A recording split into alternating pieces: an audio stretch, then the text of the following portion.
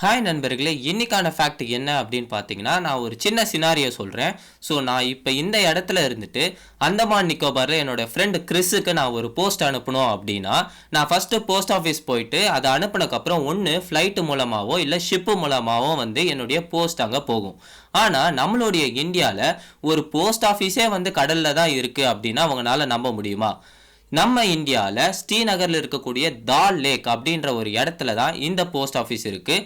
உலகத்திலே floating post office அப்படின்னா அது வேற எங்கேயும் கிடையாது, நம்மளுடைய இந்தியாவில் தான் இருக்குது. ஸோ மற்ற போஸ்ட் ஆஃபீஸ் மாதிரி தான் இது எல்லாமே. ஆனால் இந்த போஸ்ட் ஆஃபீஸ் வந்து ஒரு சின்ன போட்டில் தான் இருக்குது. ஸோ மக்கள் எல்லாருமே அந்த போட்டுக்குள்ளே போயிட்டு அவங்களுடைய எல்லா போஸ்ட் ஆஃபீஸ்க்கான வேலைகள் எல்லாமே நம்மளால் பார்க்க முடியும்.